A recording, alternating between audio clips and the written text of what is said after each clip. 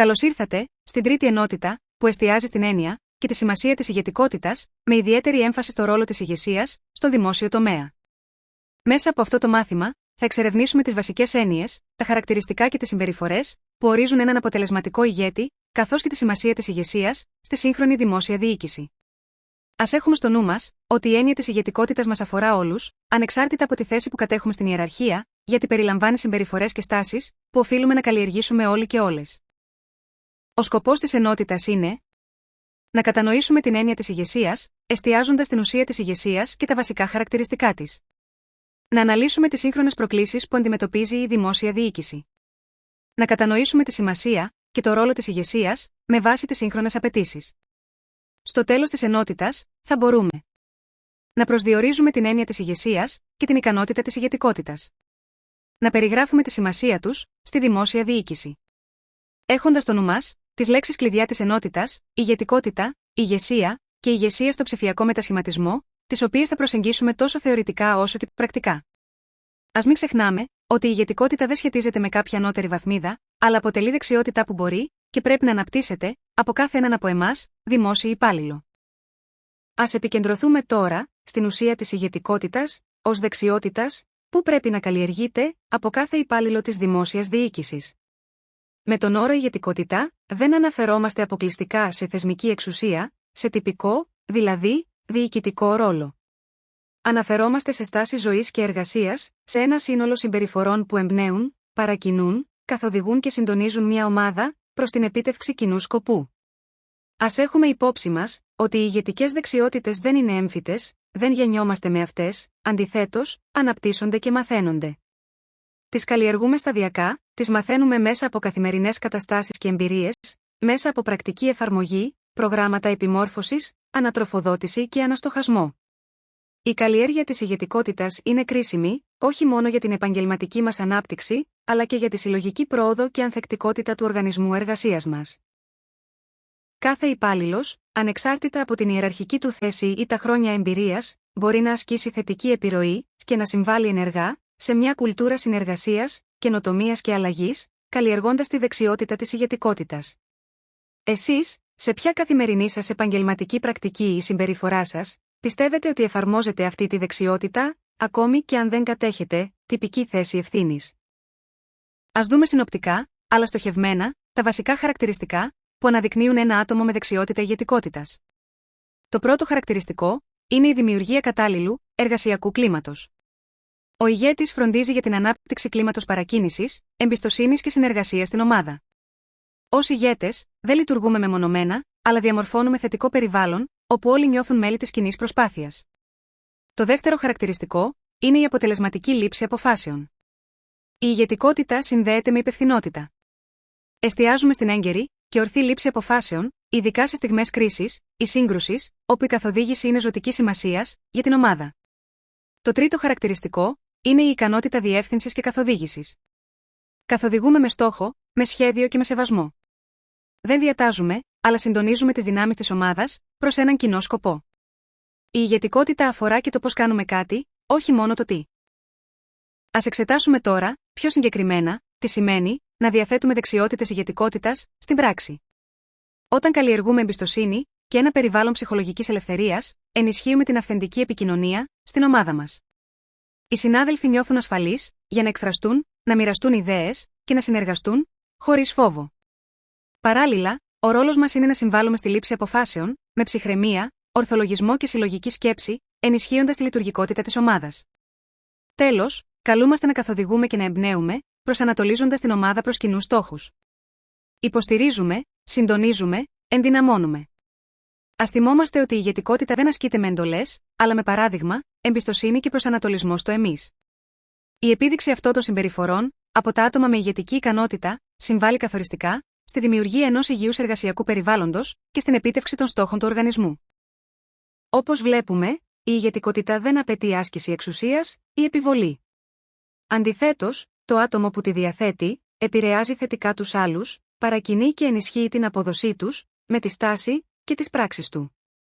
Το άτομο που διαθέτει τη δεξιότητα της ηγετικότητας, λειτουργεί ως πρότυπο, ως σύμβολο θετικών συμπεριφορών, όχι μόνο γιατί του το επιβάλλει ο ρόλος του, αλλά γιατί ενσαρκώνει αξίες και συνέπεια στην καθημερινή πράξη, ενθαρρύνοντας την ομάδα του να αποδώσει πέρα από το προσδοκόμενο. Αυτός ο ηγέτης εμπνέει εμπιστοσύνη και σεβασμό, με συνέπεια, ενσυναίσθηση και προσανατολισμό στο κοινό καλό. Συνολικά, βλέπουμε πως η ηγετικότητα αναδεικνύεται μέσα από τις πράξεις μας στην ομάδα. Ας σκεφτούμε πώς μπορούμε να καλλιεργήσουμε αυτά τα στοιχεία στην καθημερινή μας εργασιακή εμπειρία.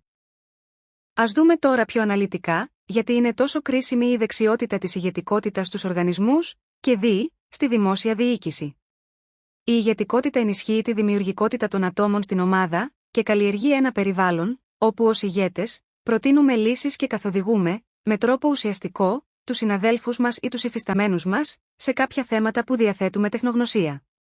Παράλληλα, διευκολύνει τη λήψη αποφάσεων, κάνοντας τη διαδικασία λήψης αποφάσεων πιο συλλογική και λειτουργική. Όπως βλέπουμε, η ηγετικότητα προωθεί την καινοτομία και παρακινεί προϊσταμένους και συναδέλφους σε νέα εγχειρήματα για την επίτευξη των στόχων. Επίσης, ενισχύει τις σχέσεις συνεργασίας, την ομαδικότητα και συμβάλλει στη δημιουργία ενός θετικού εργασιακού κλίματος. Επιπλέον, ενισχύει τη θετική αντιμετώπιση των θεμάτων και συμβάλλει στην επίλυση συγκρούσεων και διαφωνιών με ενεργητικό τρόπο. Τέλος, δημιουργεί τις βάσεις για μια ισχυρή οργανωσιακή κουλτούρα μάθησης, για έναν ζωντανό, ανθεκτικό και αποτελεσματικό οργανισμό. Εσείς, σε ποια διάσταση θα δίνατε μεγαλύτερη βαρύτητα για το δικό σας επαγγελματικό περιβάλλον και γιατί? Ας δούμε τώρα πώς η ηγετικότητα επιδρά σε 3 αλληλένδετα επίπεδα: το ατομικό, το ομαδικό και το οργανωσιακό. Σε ατομικό επίπεδο, η ηγετικότητα μας ενδυναμώνει. Καλλιεργεί την αυτοπεποίθηση, μας κινητοποιεί να θέτουμε υψηλούς στόχους και να δεσμευόμαστε απέναντι στην προσωπική μας εξέλιξη και ανθεκτικότητα. Σε επίπεδο ομάδας, η ηγετική στάση ενισχύει τη συνεργασία, τη συμμετοχή, δημιουργεί θετικό εργασιακό κλίμα και ενθαρρύνει τη συμμετοχή όλων. Έτσι, ως μέλη ομάδας, νιώθουμε ότι συνεισφέρουμε ουσιαστικά και ικανοποιούμαστε από τη δυναμική της ομάδας μας. Τέλος, σε επίπεδο οργανισμού, η ηγετικότητα οδηγεί στην υλοποίηση του οράματος και των στρατηγικών στόχων, στη βελτίωση της λήψης διοικητικών αποφάσεων και την ικανοποίηση του ανθρώπινου δυναμικού. Συμπερασματικά, η ηγετικότητα δεν περιορίζεται στον ρόλο των προϊσταμένων, αλλά αποτελεί κρίσιμη δεξιότητα για όλους εμάς, τους υπαλλήλους της δημόσιας διοίκησης. Εσείς, σε ποιο από τα 3 επίπεδα θεωρείτε ότι εκδηλώνεται πιο συχνά η ηγετική στάση και πώς αυτό επηρεάζει το σύνολο? Τώρα, ας εμβαθύνουμε στον ορισμό της ηγεσίας, όπως αυτός αποτυπώνεται μέσα από 3 διαφορετικές θεωρητικές προσεγγίσεις. Ξεκινάμε με τον ορισμό του Μπουραντά. Η ηγεσία περιγράφεται ως μια δυναμική διαδικασία επηρεασμού σκέψης, συναισθημάτων, στάσεων και συμπεριφορών. Βλέπουμε ότι ο ηγέτης λειτουργεί όχι με επιβολή, αλλά ενεργοποιώντας τη θέληση των μελών της ομάδας. Εθελοντικά και πρόθυμα, οι άνθρωποι προσφέρουν τον καλύτερό τους σε αυτό, για την υλοποίηση κοινών στόχων. Πώς? Μέσα από σχέσεις συνεργασίας και εμπιστοσύνης. Ας αναρωτηθούμε, δίνουμε σήμερα τον καλύτερό μας σε αυτό, ή κάνουμε απλώς τα απολύτως απαραίτητα? Συνεχίζουμε με τη θέση των Χόι και Μίσκελ. Η ηγεσία αναγνωρίζεται ως κοινωνική διαδικασία. Δηλαδή, δεν αφορά μόνο τον ηγέτη, αλλά και την ομάδα. Είναι κτήμα του οργανισμού, όχι ενός μεμονωμένου ατόμου. Ασκείται και διαχέεται ανάμεσα στα μέλη. Αυτό μας δείχνει πόσο σημαντική είναι η διάχυση της ευθύνης και η συμμετοχική κουλτούρα. Τέλος, ο Μπάς τονίζει ότι η ηγεσία είναι λειτουργία που επιδρά καθοριστικά στον τρόπο σκέψης και δράσης των ανθρώπων μέσα στο κοινωνικό τους περιβάλλον. Δεν είναι λοιπόν απλώς μια ικανότητα, είναι μια λειτουργία με κοινωνική επίδραση. Προκαλεί αλλαγή. Συμπερασματικά, η ηγεσία είναι διαδραστική, κοινωνικά κατανεμημένη και κινητοποιεί τις δυνάμεις των ανθρώπων πέρα από τα όρια του ρόλου τους. Ενισχύει την κουλτούρα συνεργασίας και εξέλιξης. Ας αξιολογήσουμε τη δική μας ηγετική παρουσία με βάση αυτά τα στοιχεία. Εμείς επηρεάζουμε θετικά το περιβάλλον μας ή αδρανούμε? Εδώ αναδεικνύονται οι 3 βασικές διαστάσεις, μέσα από τις οποίες μπορούμε να προσεγγίσουμε την έννοια της ηγεσίας, ως διαδικασία, ως ιδιότητα και ως ικανότητα. Ας δούμε μαζί τι σημαίνει καθεμία. Πρώτον, η ηγεσία ως διαδικασία. Εδώ δίνεται έμφαση στο ότι η ηγεσία είναι μια δυναμική, εξελισσόμενη λειτουργία μέσα στην ομάδα. Μέσα από τις πράξεις μας, επηρεάζουμε τις ενέργειες της ομάδας και διαμορφώνουμε υψηλές προσδοκίες για την επίλυση προβλημάτων και την επίτευξη στόχων. Συνεπώς, η ηγεσία δεν είναι στιγμιαία, είναι συνεχής και χτίζεται μέσα από τις καθημερινές μας παρεμβάσεις. Δεύτερον, η ηγεσία ως ιδιότητα. Εδώ, εννοούμε ένα σύνολο χαρακτηριστικών, δηλαδή προσωπικότητα, στάσεις, δεξιότητες, που αποδίδονται σε κάποιον που επηρεάζει τους άλλους, με επιτυχία. Δεν είναι όλοι οι άνθρωποι ηγέτες από τη φύση τους, αλλά ορισμένοι διαθέτουν αυτή την ικανότητα, με πιο αυθεντικό τρόπο. Ας σκεφτούμε, ποια χαρακτηριστικά αναγνωρίζονται ως ηγετικά, στο χώρο εργασίας μας.